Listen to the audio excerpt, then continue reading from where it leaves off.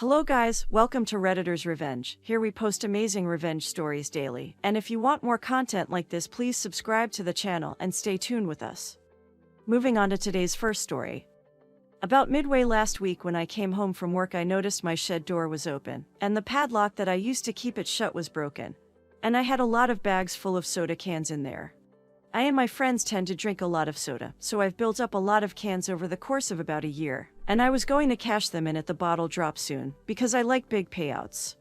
It's 10 cents a can where I live after all, but there was more than just my bags of cans missing from the shed too. They took my gardening shears, a steel rake, 2 shovels, one of them being one of those folding camping ones, a full 2-gallon gas can, a cheap power drill I got for like $5 used, an electric hedge trimmer, and a small electric chainsaw that was also used, and a machete. They didn't touch the lawnmower, weed whacker, extension cords, or the old radio I had in there. No idea why they took what they did, but I guess they figured they could resell them or something. I checked my camera footage and there were my 3 nephews breaking into my shed with one of their dad's large claw hammers. I recognized the hammer because it was bright yellow and black, and their dad has a bunch of them. It only took them a few hits to smash that cheap lock. After they first broke into my shed, they took what they could by hand, and then they came back with some shopping carts that I'm guessing they also stole. But it took them a few trips to get all of the cans, and they didn't bother to even try and close the door when they were done. My sister and BIL first denied their kids stole anything from me, so I went to their house and showed them the security footage from my cameras. I'd not told them I'd had cameras installed. And the reason I had the cameras put in was because of prior thefts by my nephews. It started with food and snacks, and then moved on to DVDs and video games. Then pretty much anything they thought they could smuggle out after that. And anytime I made them return stuff they'd stolen from me, I was treated like the bad guy and then got the fakest apologies I've ever heard. And they never got in much trouble with their parents either. The final straw happened last year when my nephews broke into my house and stole 3 6-packs of my favorite blood orange beer from my fridge. They used my hidden spare key to get in, and also took a huge dump in one of my bathrooms, and not only didn't flush, but also peed all over the floor. And I'm pretty sure it was intentional. The beer they stole was hidden in one of their bedrooms when I confronted my sister and BIL about my nephew stealing it. And I was basically given an equivalent to boys will be boys when I wanted them punished. So I had the cameras put in and told no one, which was a smart move. When my sister and Bill saw the camera footage of my nephew stealing from me, they seemed furious. But they were actually madder that their boys skipped school to steal from me. They'd spent all day making repeated trips to the bottle drop and cashing the cans by machine. The bottle drop also pays by machine, so they just kept bringing the cans until they cashed them all. And then they bought video games and junk food with the money. Said money actually amounted to nearly $200. With that and the destroyed padlock, I told my sister and BIL that they now owed me $200. My sister and BIL went from being angry at their kids to make excuses for them, and then being angry at me for wanting that money back when I know they have 3 kids and a mortgage. I said it was either that, or I go to the police and press charges. They told me to get out, and I said they have 2 days to decide how to pay me back before I go to the cops. I got back everything else my nephew stole, machete and gas can included, though they'd already used the gas for something. But over the next couple of days, my sister and BIL were blowing up my phone with a ton of messages, both verbal and text. At first, they were calling me heartless because it was right after the holidays and they have 3 kids and a mortgage. Then they started gaslighting me, then even threatening me. And all of this would go in a repeating cycle. My nephews chimed in from another cell phone and were sending me lots of messages of their own, which were more fake apologies and gaslighting. My eldest nephew even sent me a picture of himself holding a soda can and giving me the middle finger. So I guess they weren't taking my threats of going to the police seriously because family. When I last spoke with my sister and Bill, they refused to negotiate any sort of method of repayment for what my nephews did. Even when I suggested they just sell the video games that were purchased with the money from the cans. Then they had the audacity to say I'd actually tempted my nephews by having the cans in my shed, to begin with. Oh yes, I'm the devil snake that tempted my nephews with a shed full of cans that just screamed money, money, money. So that was it. I went to the police station that morning and filed the report. Gave them a copy of the video footage of my nephew stealing from my shed. I gave them the broken lock they smashed, showed them all of the texts, which were screenshotted and also given as evidence. Hell, I even gave them a copy of the photo my eldest nephew sent me of him flipping me off. I did tell the police that I found it worrisome that my nephews had taken the machete, but they classified it as a tool. especially since they took a lot of other actual tools, so fair enough on that, I suppose. But my nephews were indeed arrested on Saturday. Police came to their house and my sister and BIL were forced to let them in because they had a warrant. Apparently, all three of my nephews went from being cocky little shits to crying like babies when they were being put in cuffs. I know this because a neighbor I'm acquainted with that sort of friends with my sister was there to see it. And shortly after the arrest, my sister and Bill were blowing up my phone again. They weren't able to get their kids out of jail till Monday morning. And now the boys are being charged with larceny, willful destruction of property, vandalism, and harassment. The police took this whole case pretty seriously as there have been complaints about my nephews for some time, but nothing was proven until now. In the past few months, bags of can have actually been going missing all over the area. Don't know if it was my nephews or not, but they're likely suspects. And with word spreading of their arrest, let's hope other neighbors with security cameras come forward with more footage. My sister and BIL showed up at my house too. I refused to open the door and told them that this all happened because they are enablers, who refuse to hold their kids accountable for their actions. That made them just scream and pound on my door more till I threatened to call the police on them too. And since I've done it already, they know I mean it now. So they left without any more trouble, but they went back to blowing up my phone. I didn't block my sister or BIL. Instead, I decided to just save all of the messages they send me because I've made the decision to take them to small claims court over this. I don't really need or want the money and have already replaced the destroyed padlock with a much better one. However, the kids aren't the only ones who need to be taught a lesson. In the end, I hope I put them in enough of a hole that they learn not to screw with me ever again. I also have the full support of my family on this. My parents, aunts, uncles, cousins, etc. They're all supporting me in this because my nephews have stolen from them too.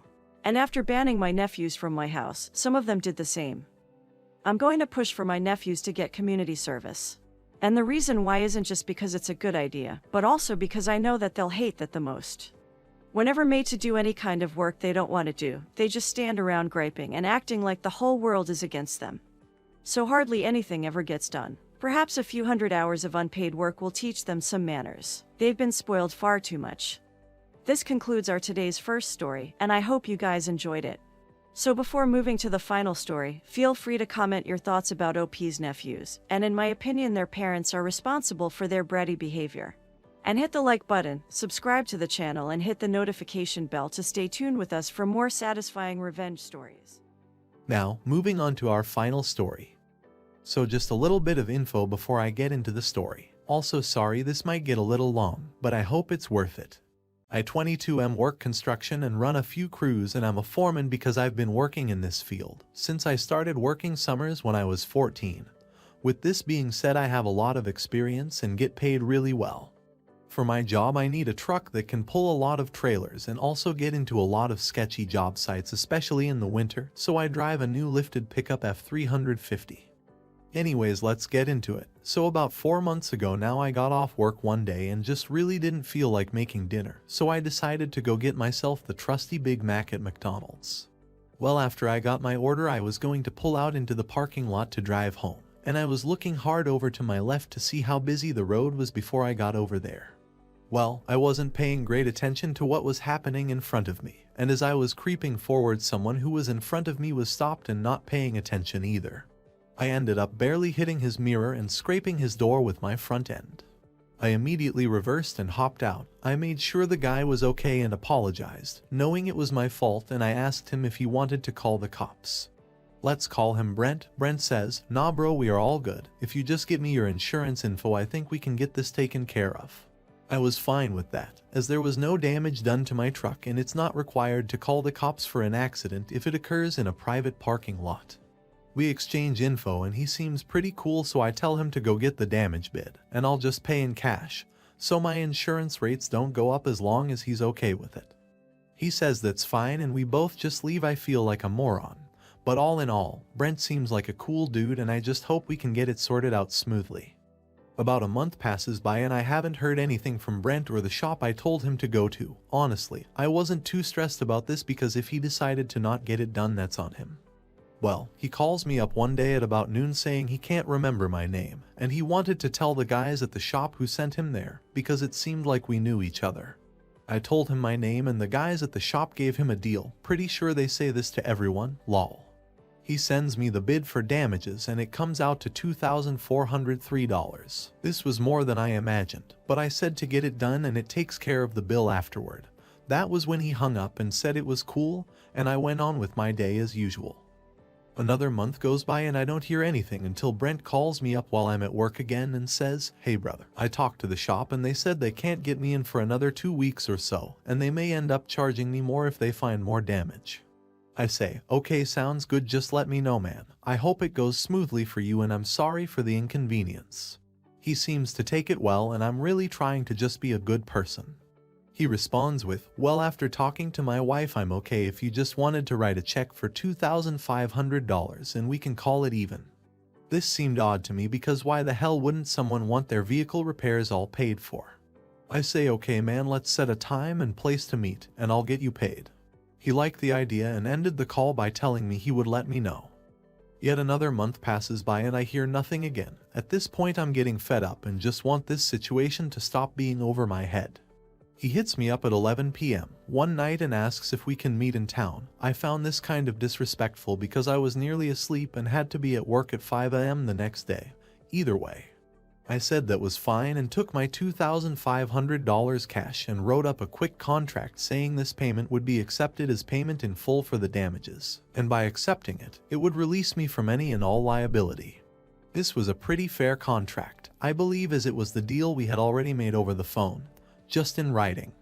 I get to the place we suggested as a meetup spot. I give him the cash and he signs the contract without hardly even reading it, and he didn't want the copy. This was a red flag to me, but I just assumed he really didn't care about it all that much, so I just send him the photo of the contract and go back home for some beauty sleep. As you can guess by now, another ducking month goes by with me just living life carefree, and not a worry in the world about this stupid car accident. Well, I go to check my mail and I have a notice from this guy's lawyer that he is suing me for not paying after wrecking his car. This pissed me off, but I also knew I had plenty of text messages and a contract on my side. I immediately call Brent and he blocks my number. Luckily enough, my girlfriend works for a lawyer, so I get him updated and he says he'd love to help. He lets me know I saved my ass by writing that contract, as any contract worth over $500 is to be held up in any level court in my state. I immediately get to work on my revenge. I remember on the side of this guy's car he had a business logo, and I took pictures of the damage, so I hop online and get to the BBB to look up who owns this company, thinking that surely he couldn't own the business because he is such an idiot. I was wrong. This guy owns the company, and I can see that he has about 12 one-star reviews, all in dispute because of his shady business practices of telling people it will cost one thing, and then charging them 4 times what he said it would. Sound familiar? Remember when he said the shop may charge more than the original $2,403? That's right, he was suing me for $10,000, 4 times what the shop told him it would cost.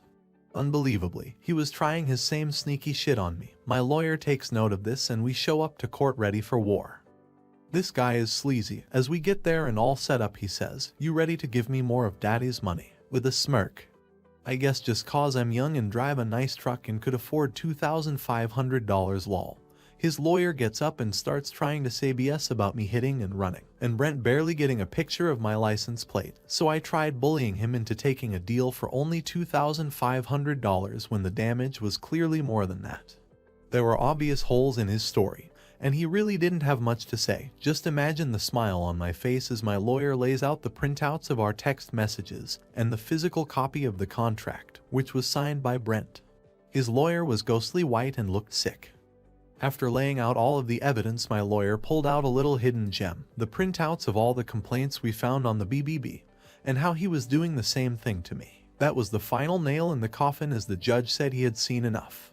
He asked Brent for any final statements and Brent said, "I don't even have the $2,500 anymore. Can I just get that then and we will be okay?" Literally admitting to the judge that he had received my money and his story was just a load of horse shit. I thought his lawyer was gonna strangle him. It was beautiful. The judge ended up ruling in my favor and demanded he pays my legal fees as well as damages and lost wages because I had to miss work to be in court. This means I was to be paid $475 per hour, and this whole ordeal took about 5 hours. He ended up having to pay me almost $5,000. I don't think I've ever been so happy in my life. Sword, it was so long that I just really felt the need to share. Thank you to anyone who made it this far. Now, here is the end of our today's video, and I hope you enjoyed these revenge stories. Guys, I want to hear your thought about this story in the comments section, and let me know if you like the revenge OP took on this entitled A Hole. And, before you leave, please hit the like button and subscribe to the channel to remain updated on more fantastic stories.